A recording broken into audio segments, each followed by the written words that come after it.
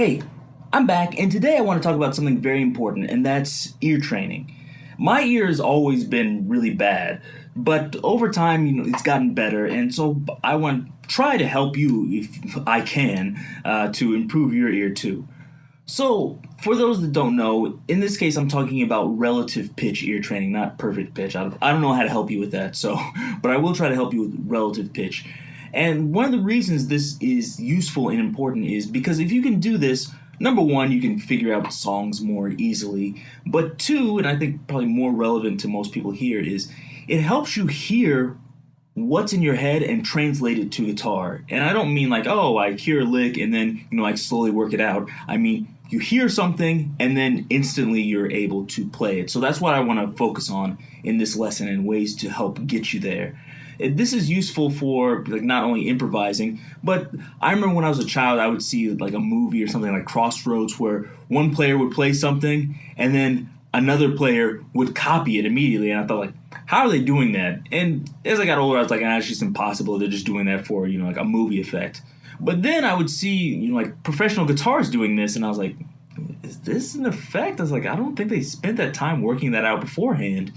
And as my ear got better and I was in a band, I was able to do that at least a little bit. I can do that now. Sometimes it works really well. And it's like, I can completely copy what the other guitarist in my band is improvising. Other times it doesn't work so well and I completely fail. But as your ear gets better, you have less failures and more successes. So let's get into the basics of it. So one of the first things you need to do is you need to learn intervals.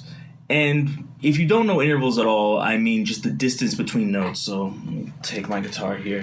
So give you an example here. You have G, and then minor second is A flat, like Jaws, like that. There's major seconds.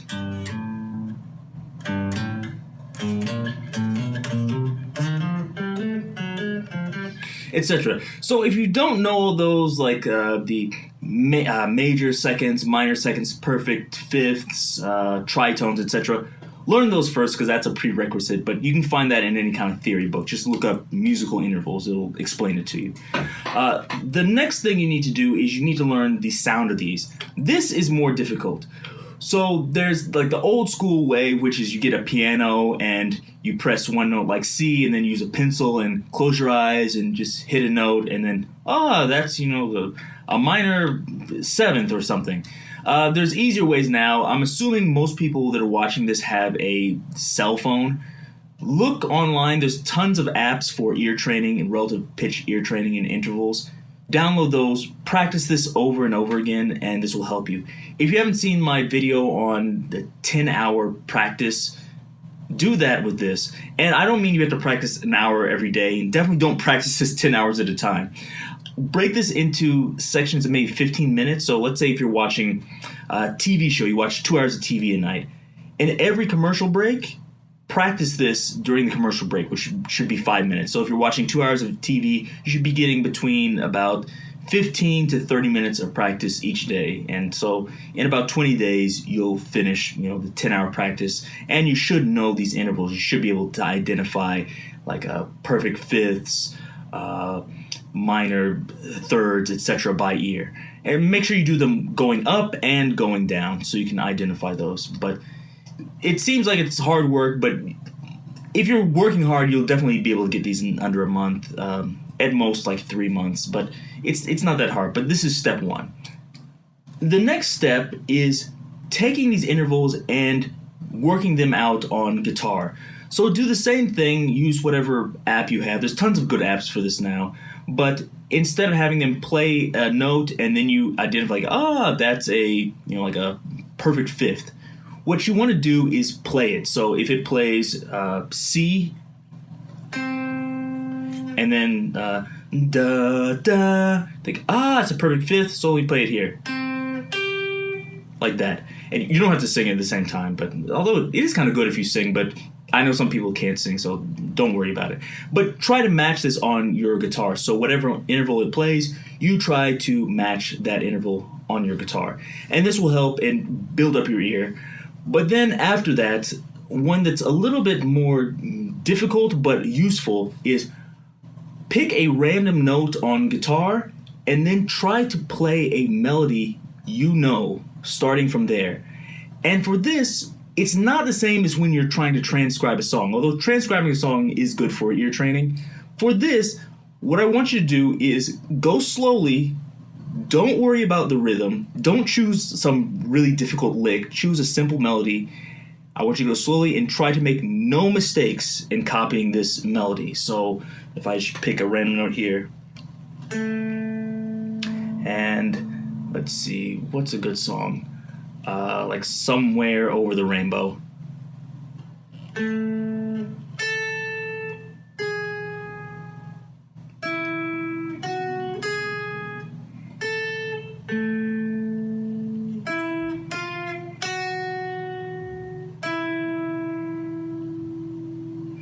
So something like that, or let me think if I can do another one. Try here.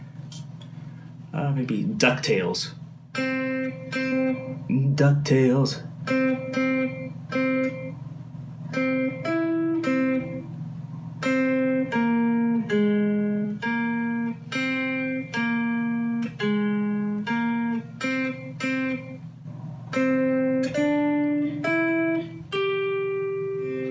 Okay. So like I said, it's not a good rendition of DuckTales, and I did make a few mistakes in there, which you can hear. So you're probably going to make mistakes too, but what you want to do is you want to learn the intervals, in your ear. And it seems difficult at first, which it is, and even after practicing it, it's still difficult for me. But over time, it gets better and better, and it's kind of like the force. You feel it, and you feel the music going to your ears. And then after a while, you kind of feel it in your fingers. This note is here. And without, like working something out or thinking like do, re, mi, it's not like that. It's just like you feel this note's right. This is what I want. And then when you're actually playing, this will come out. So you're playing, like improvising or something. And then, what note is it next? And you hear it in your head. And then your finger will start to move there. And you think, this fret. This is the note I want. And that's what we want. And then over time you can do more of that, and it's not just one note, but maybe 2 or 3 or 4 or 5, etc.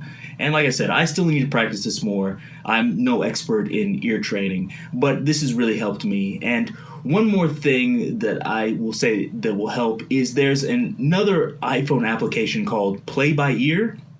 And this one I discovered a few years ago. It's very good. What it does is it just plays random melodies. So it'll show a note like A. And so you think, okay, here's A, and then it'll play a random melody, and it won't show you the melody, and you have to copy it. And it'll be like 5 notes or 7 notes or something, maybe less than that. And then it'll give you a certain amount of time, like 30 seconds, and then it'll go to the next one. It'll show like C sharp, and then it'll play a melody starting with C sharp, and you have to copy it. And it does this over and over again. I think it does have pitch detection, so you can actually... it'll listen to your instrument, but I find it's kind of so I turn that off. You can remember what the melody sounds like and if you got it right or wrong. So that one's really good, and if you practice that, try using that application once you finish the other like interval training and things like that. Using that for 10 hours, do a 10-hour challenge, I think you'll see a real difference, and you'll be on that level where you can feel the music like the force, and your hands will just move wherever you want them to.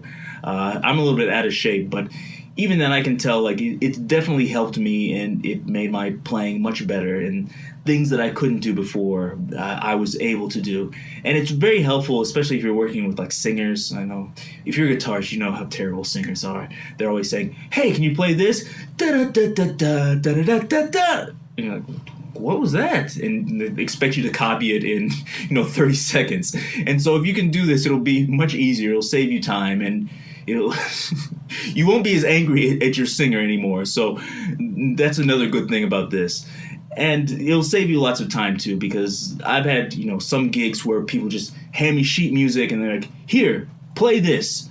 We have 15 minutes before we go on. I'm like, oh geez, and I have to sight read it. So that's why it's good to be able to read music. And then I've had other ones where people are like, hey, for this performance, instead of playing what you normally play, can you copy my vocal line? I sing da da da da da da da da da da.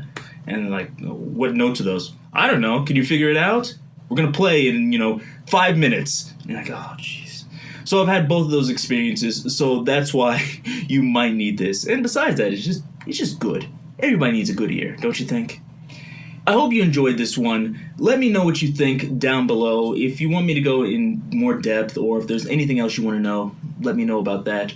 But until next time, like, subscribe, etc. See you.